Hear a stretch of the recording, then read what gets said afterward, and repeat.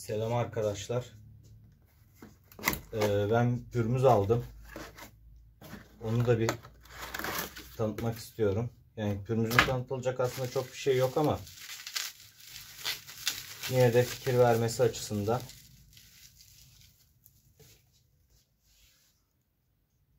Orkamp'ın pürmüzünü aldım. Bu normalde pürmüzün kafası ve tüple birlikte bir böyle kutu halinde geliyor.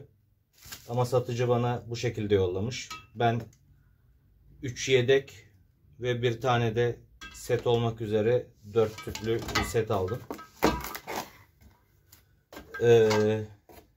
Bunu hemen kenara koyalım.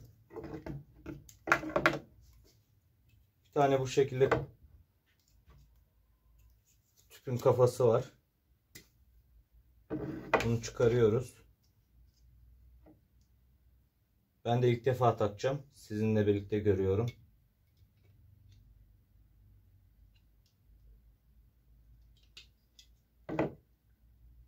Kafanın şurada bir çentiği var ve tüpün de burada bir çentiği var. Bu çentik birbirine denk gelecek şekilde oturtuyoruz.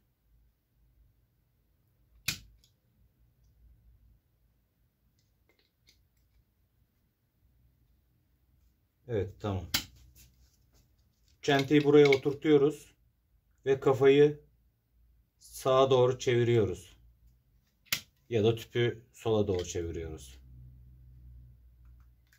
Çevirince kendi tutuyor. Bir de deneme yapalım.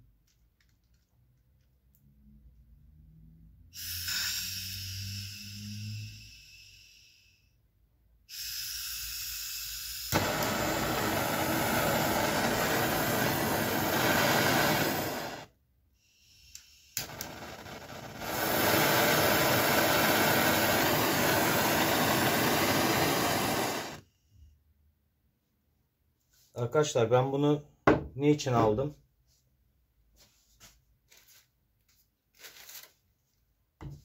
Bu sert lehim dedikleri lehim çeşidi var. Telle yapılan. Gümüş alaşımlı. Bunun sert lehim kaynağı için ve metallerin ısıl işlemleri bükerken ısıtıp bükmek için ya da sertleştirmek için, ısı işlem yapmak için aldım. Hatta ısı işlem yapmayı da deneyelim. Elimde benim kaynak çekicim var.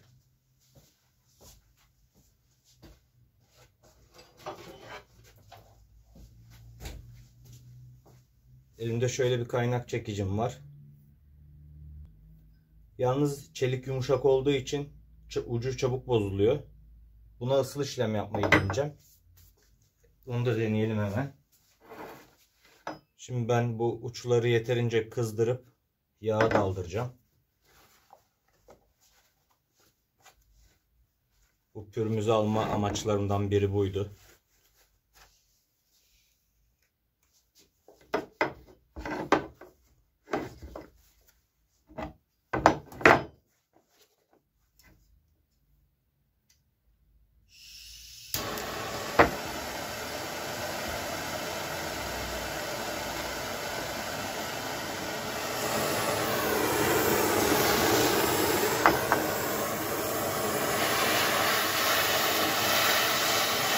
Arkadaşlar, ısı işlem yaparken bunu çok yaklaştırırsanız bu ısıtmaz.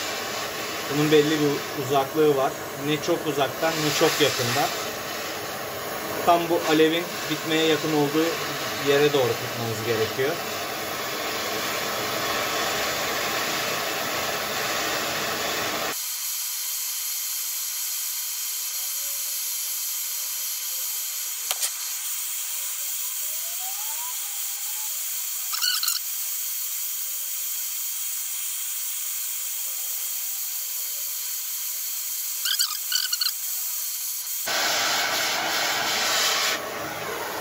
Kamerada görünüyordur, kızardı.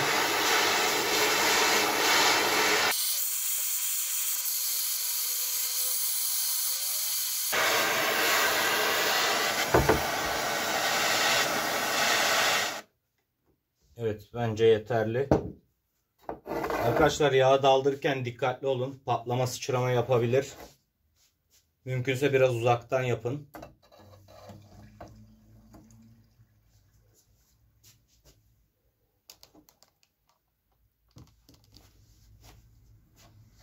Evet arkadaşlar, ben bunu soğumaya geri bırakacağım. Daha sonra burayı da ısıtıp ucunu sertleştireceğim. Daha sonra bileceğim ucunu tekrar.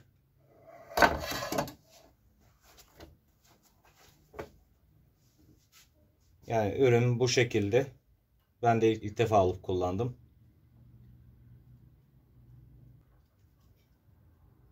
Teşekkürler arkadaşlar. Görüşmek üzere.